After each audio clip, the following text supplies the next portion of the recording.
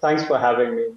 I think the US has laid out a communication to the Indian Ministry of External Affairs. At what stage was this communication given to India is not clear yet. But I think there have been conveyed that there was uh, some involvement uh, of the elements of the Sikh separatists in the USA in a plot to kill Gurpatwant Singh Pannu. Now that it's immediately not clear because the Ministry of External Affairs since then has brought out a statement in which it doesn't exactly say what the US allegations are. It says that it has been conveyed by the US that there is a link between gunners and and syndicates of different kinds in the US. So it's not immediately clear at what stage was this conveyed, but definitely the Ministry of External Affairs also has laid out that it is investigating these matters at all levels. What has been India's response, or what will be India's response, do you think? It's difficult to say at this stage what will be India's response. I think the first response is to sort of take these communications from the US and sort of investigate at what level are these allegations being made. Because certainly the first impression of the Indian government is one of shock, even just like the Canada event. So I think because clearly one will have to look this event or an alleged plot in the US to kill Pannu in the context of the threats that were made by Pannu himself. I mean, he laid out a video just days before in which it cautioned people not to fly, especially the Sikh community, not to fly Air India. And that really had the context of 1985, the bombing of Air India, which was flying between Canada and India. So I think there is a context. It was a clear case of terrorist threat that was instigated. And I think it came from the US soil. So I think the investigation, the possibility, and the responsibility of investigating this lies on the onus for that lies on the US side. And what can you tell us about who was targeted in this alleged plot? It's even the US communiques have been, the story was broken by FT.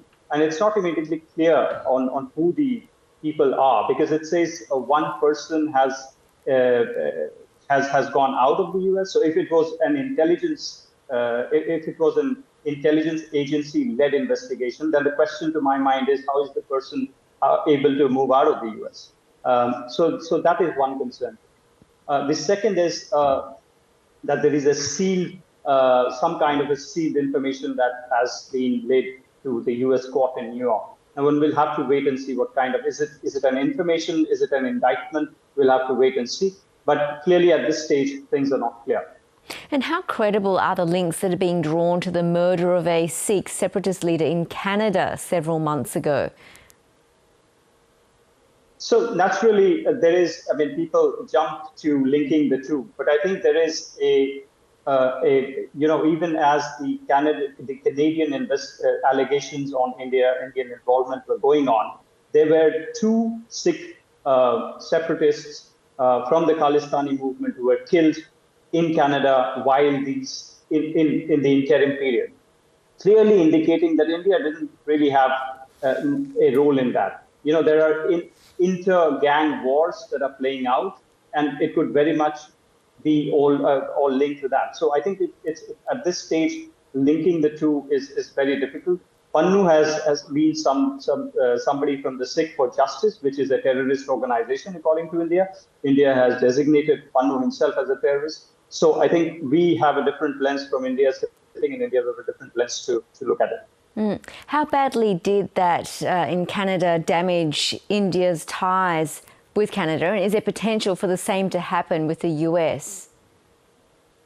So if you look at the broader context, the relations with Canada hasn't prevailed to an extent where it can't be, where it's irreparable. I think, the immediate reaction from both sides has been one of parity. So the sending back of diplomats to Canada was as per the Indian government, according to the protocol, Geneva Protocol of Parity.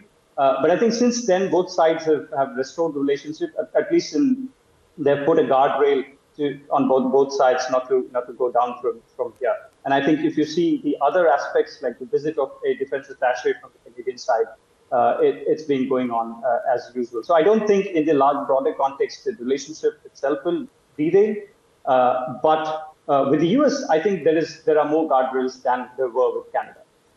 With the US, you see that there is the intelligence cooperation as also, and therefore there are already extant mechanisms according to which both sides can communicate to each other their grievances and their concerns. So I don't think that this is a cause for concern immediately. Dr. Vivek Mishra, thanks for sharing your thoughts with us tonight. Really appreciate your time. Thank you.